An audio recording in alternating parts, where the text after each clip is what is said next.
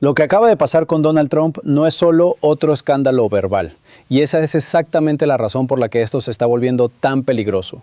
Porque esta vez no se está discutiendo solo si el presidente de Estados Unidos publicó un mensaje vulgar, agresivo y completamente fuera de control sobre Irán. Lo que ya se está discutiendo, en serio, es algo mucho más grande.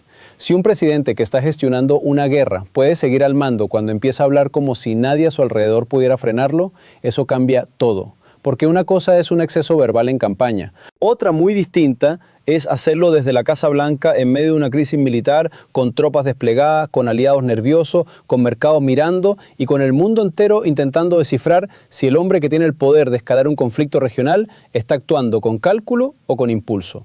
Y aquí es donde esta historia deja de ser una polémica de redes y se convierte en una pregunta constitucional. Después del mensaje de Trump sobre Irán, empezaron a multiplicarse las voces que ya no hablan solo de irresponsabilidad, ni de brutalidad, ni de fanatismo. Hablan de la enmienda 25. Hablan de si el sistema tendría que intervenir para impedir que un presidente en guerra siga tomando decisiones si da señales de inestabilidad. En este video vas a entender tres cosas que casi nunca se explican juntas. Primero, ¿qué fue exactamente lo que Trump dijo y por qué ese mensaje activó alarmas inmediatas? Segundo, ¿por qué el debate sobre la enmienda 25 no surgió como una exageración aislada, sino como reacción a una acumulación de señales? Y tercero, lo más importante, ¿por qué esto ya no se trata solo de Trump, sino del límite real del sistema político estadounidense cuando el presidente parece empujar cada crisis un paso más allá? Porque lo que estamos viendo aquí no es solo una provocación, es una prueba de cuánto puede tensarse la presidencia de Estados Unidos antes de que alguien dentro del propio aparato diga basta. Todo explotó por un mensaje publicado por Trump en medio de la escalada con Irán. Un mensaje que mezclaba amenaza militar, lenguaje vulgar, tono mesiánico y una retórica que incluso para sus propios estándares sonó distinta, más errática, más grandiosa, más desordenada, más peligrosa. En ese mensaje, Trump hablaba de atacar infraestructura iraní, desafiaba abiertamente al enemigo con un tono casi de ultimátum personal y remataba con una mezcla extraña de agresión, provocación religiosa y exhibición de poder. No sonó como una comunicación estratégica, sonó como un arrebato presidencial en tiempo real. Y eso importa por una razón muy simple. Cuando un presidente habla así en medio de una guerra, el problema no es solo el lenguaje, el problema es la cadena de consecuencias. Los aliados interpretan, los adversarios interpretan, los mercados interpretan, el Pentágono interpreta, y cualquier frase presidencial deja de ser solo una frase, se convierte en señal de mando. Lo primero que hay que entender es que no fue solo el contenido, fue la forma, porque en política exterior y especialmente en una crisis con riesgo militar, la forma también es fondo.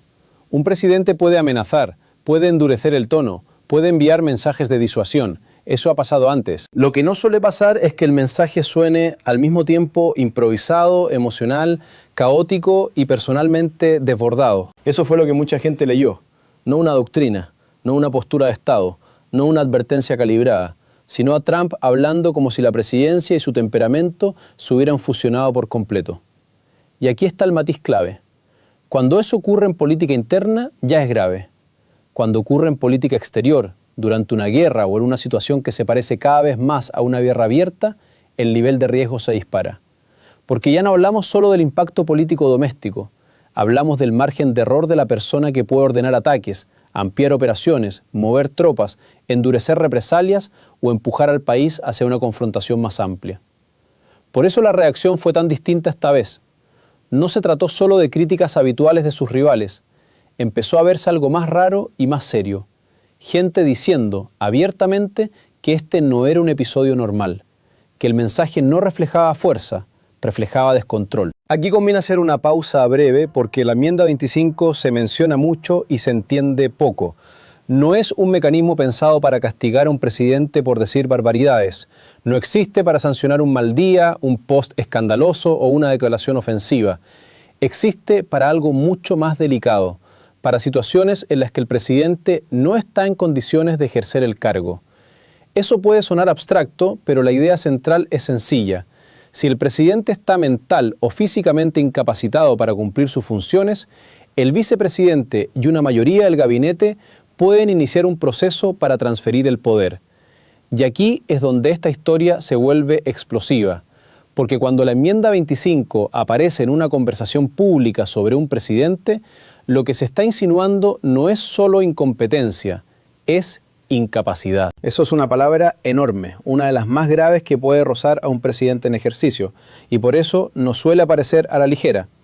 Pero después del mensaje de Trump y en el contexto de la guerra con Irán, esa palabra empezó a flotar otra vez. No como un meme, sino como una posibilidad verbalmente impensable hace unos años, pero cada vez menos impensable para quienes ven un patrón. Y ese patrón es lo que importa, porque casi nadie está diciendo que todo depende de un solo post. Lo que están diciendo es otra cosa, que ese post fue el punto de condensación de algo que ya venía acumulándose. Los críticos de Trump no están reaccionando solo a una frase aislada, están reaccionando a una secuencia, a discursos cada vez más erráticos, a momentos en los que parece perder el hilo, a declaraciones que cambian de tono de una hora a otra, a anuncios grandilocuentes que luego se contradicen, a plazos que se mueven, a amenazas que se disparan y se redibujan, a una forma de comunicar que a veces parece más guiada por impulso emocional que por estrategia consistente. En tiempos normales, todo eso ya sería políticamente destructivo. En un contexto militar, se convierte en otra cosa. Porque si el comandante en jefe empieza a proyectar volatilidad, cada decisión futura se vuelve más difícil de interpretar, no solo para sus adversarios, también para los propios. El problema no es únicamente lo que diga hoy, es lo que todos empiezan a temer que podría decir o hacer mañana. Y aquí es donde las comparaciones con sus excesos anteriores se quedan cortas, porque antes podía parecer teatro político. Ahora estamos hablando de una situación en la que las palabras del presidente pueden traducirse en fuego real, misiles reales, mercados reales, muertos reales. Eso es lo que transforma una escena ridícula en una crisis de mando. El mismo estilo que para algunos fue durante años una demostración de fuerza, en una guerra empieza a aparecer algo muy distinto: inestabilidad. Lo que volvió esta historia más grande fue la reacción posterior, porque no quedó encapsulada en el ruido habitual de Washington. Después del mensaje empezaron a aparecer figuras públicas, políticos, comentaristas y voces de distintos espacios diciendo en esencia lo mismo: esto no es normal. Esto no parece una presidencia bajo control. Y cuando esa clase de lenguaje empieza a repetirse, cambia el terreno. Porque ya no estás en la fase de la crítica partidista tradicional. Entras en una fase donde el debate deja de ser solo ideológico y pasa a ser institucional. Ya no es si Trump tiene razón o no respecto a Irán. Es si se puede permitir que un presidente hable así mientras administra un conflicto de esta magnitud. Eso parecía el límite. No lo era. Porque incluso sectores que normalmente toleran casi cualquier exceso de Trump empezaron a mostrar incomodidad. Y eso es importante, no porque signifique una ruptura total dentro de su base, sino porque revela algo más sutil. Cuando incluso los tuyos dejan de interpretar tus palabras como estrategia maestra y empiezan a verlas como un riesgo, algo se ha movido. En política estadounidense, Trump ha sobrevivido a escándalos que habrían destruido a cualquier otro. Ha sobrevivido porque una parte enorme del país aprendió a traducirlo siempre del modo más favorable. Cuando amenaza, dicen que negocia. Cuando exagera, dicen que domina el tablero. Cuando improvisa, dicen que descoloca al enemigo. Pero esa traducción tiene un límite. Y ese límite empieza a aparecer cuando la crisis ya no se puede maquillar como espectáculo. Hay algo que mucha gente fuera de Estados Unidos no termina de dimensionar. El presidente estadounidense no es solo un líder político visible, es al mismo tiempo el nodo central de una estructura militar gigantesca. Sus palabras no viajan como las de un comentarista, viajan como señales de dirección estratégica. Eso significa que cuando Trump publica algo así sobre Irán, no solo lo lee su base, lo lee en mandos militares, lo lee en servicios de inteligencia, lo lee en embajadas, lo lee en gobiernos aliados que necesitan saber si Washington está en modo presión, en modo negociación o en modo escalada. Lo leen los propios iraníes, que intentan distinguir si están frente a una maniobra calculada o frente a un presidente emocionalmente imprevisible. Y aquí está el verdadero peligro. La disuasión funciona cuando el adversario cree que entiendes tus propios límites, cuando sabe que puedes escalar, pero también que controlas la escalada. Cuando la amenaza parece ligada a una estrategia. Si la amenaza empieza a parecer impulsiva, desordenada o nacida del desborde, la disuasión se deforma. Ya no proyecta solo miedo, proyecta incertidumbre. Y la incertidumbre en una crisis militar puede ser peor que la hostilidad abierta, porque aumenta el riesgo de error de cálculo. Un lado malinterpreta al otro, una amenaza se responde de más, un gesto se lee como inicio de ofensiva, y una guerra que todavía podía contenerse cruza una línea que después ya nadie puede deshacer. Aquí entramos en el terreno más delicado, porque hablar de la salud mental de un presidente nunca es trivial. Es un terreno resbaladizo, políticamente tóxico y muchas veces abusado como arma partidista. Pero justo por eso, cuando esta conversación aparece de verdad, conviene mirar no solo quién la lanza, sino por qué aparece en este momento. En este caso, la discusión no surgió de la nada. Surgió porque el mensaje de Trump fue leído por muchos como la confirmación de una degradación visible, un deterioro en la forma de expresarse, en la coherencia, en la capacidad de sostener una línea, en la relación entre impulso y autocontrol. Y cuando esa percepción se conecta con el poder nuclear, con una guerra en curso y con la jefatura del Ejecutivo, el tema deja de ser tabú y pasa a ser institucional. No significa que el sistema vaya a moverse mañana, ni significa que exista una voluntad real en el gabinete de activarlo. De hecho, políticamente sería dificilísimo. Pero el simple hecho de que esa conversación esté ocurriendo ya es una noticia en sí misma, porque indica que para una parte del ecosistema político y mediático, la pregunta dejó de ser si Trump es excesivo. La pregunta ahora es si Trump está en condiciones. Y esas son dos preguntas completamente distintas. La primera es electoral, la segunda es constitucional. Ahora bien, decir enmienda 25 es una cosa, activarla es otra radicalmente distinta, y aquí conviene ser fríos. En la práctica, este mecanismo depende del vicepresidente y el gabinete, es decir, de personas que tendrían que enfrentarse al propio presidente, asumir una tormenta política histórica y sostener que ya no puede gobernar. Eso es monumental, no solo por lealtad partidista, también por cálculo personal, por miedo al costo, por temor a romper el gobierno desde dentro y por el precedente que dejarían. Es una bomba constitucional. Por eso casi siempre se invoca como lenguaje de alarma, no como horizonte realmente inmediato.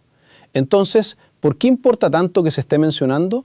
Porque aunque no se active, revela el nivel de la preocupación. Es como una línea de temperatura política. Cuanto más aparece esa idea en público, más claro queda que para muchos observadores el problema ya no es una simple crisis de comunicación, es una crisis de aptitud presidencial. Y aquí es donde el mensaje de Trump sobre Irán se vuelve tan dañino para él, porque no reforzó la imagen del líder duro, reforzó la sospecha del líder incontrolable. Y esa diferencia puede parecer semántica, no lo es. Un líder duro moviliza a los suyos. Un líder incontrolable pone nerviosos a los suyos. En Washington hay una regla no escrita. Muchas veces el poder real no se mide por lo que tus enemigos dicen de ti, sino por el nivel de ansiedad que produces dentro de tu propio sistema. Y cuando un presidente empieza a generar más ansiedad interna que obediencia automática, su poder cambia de naturaleza. Sigue teniendo autoridad formal, pero pierde previsibilidad política. Eso es lo que vuelve esta situación tan seria. Porque si Trump entra en una dinámica donde cada mensaje obliga a sus asesores, aliados, militares y diplomáticos a reinterpretarlo, corregirlo o contenerlo, entonces la presidencia empieza a funcionar en modo compensación. Y una presidencia en modo compensación es una presidencia en problema. Piénsalo así. Si el mundo empieza a percibir que el verdadero trabajo alrededor de Trump no es ejecutar una estrategia, sino evitar que el propio Trump la rompa, entonces la imagen de poder se invierte. La Casa Blanca ya no aparece como centro de control, aparece como centro de contención. Eso tiene consecuencias enormes. Los aliados dudan, los rivales prueban límites, los mercados reaccionan con más volatilidad, los canales diplomáticos se vuelven más frágiles y cada nueva declaración presidencial se recibe no como una directriz clara, sino como una variable de riesgo. Trump ha dicho barbaridades sobre muchos temas, pero Irán introduce un factor que altera completamente la escala, porque Irán no es solo un rival retórico ni una pelea de campaña, es una potencia regional con capacidad de respuesta militar, con redes aliadas en la región, con impacto directo sobre energía, rutas marítimas y estabilidad geopolítica. Cualquier error ahí se multiplica.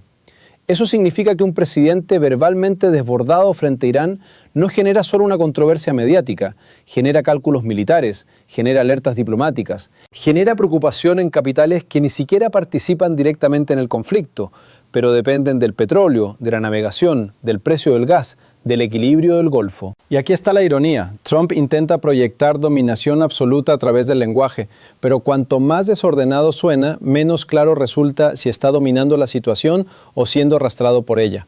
El resultado puede ser el contrario al que busca. En vez de parecer imprevisible de forma estratégica, parece imprevisible a secas. Esa diferencia es letal en política exterior, porque la imprevisibilidad estratégica intimida, la imprevisibilidad personal desestabiliza. Los adversarios de Estados Unidos no interpretan estas escenas como lo hace la audiencia doméstica. No piensan en términos de escándalo mediático, piensan en términos de oportunidad. Si perciben que el presidente habla desde el impulso, que contradice sus propias líneas, que amenaza sin coherencia estable y que obliga a su propio sistema a corregirlo, entonces pueden concluir algo muy peligroso, que Washington está desalineado. Y un Washington desalineado es más vulnerable. Porque cuando la cadena política y la cadena militar no parecen moverse con una misma lógica, se abre una zona gris. Ahí es donde los rivales prueban, no siempre con una gran ofensiva, a veces con pequeñas provocaciones, calibrando hasta dónde pueden tensar la cuerda. Eso es lo que vuelve irresponsable cualquier arrebato presidencial en medio de una guerra. No porque el comentario en sí sea la guerra, sino porque modifica el entorno mental en el que la guerra se calcula. Las guerras no solo se combaten con armas, también se combaten con percepciones. Y cuando la percepción dominante empieza a ser que el presidente puede desbordarse públicamente en cualquier momento, el costo estratégico para Estados Unidos ya empezó, incluso aunque no haya un solo misil más en el aire. Y aquí es donde todo cambia de verdad. Porque el dato más importante de toda esta historia no es solo que Trump publicó un mensaje incendiario sobre Irán, tampoco es solo que hubo críticas feroces. Lo verdaderamente decisivo es que el centro del debate se desplazó.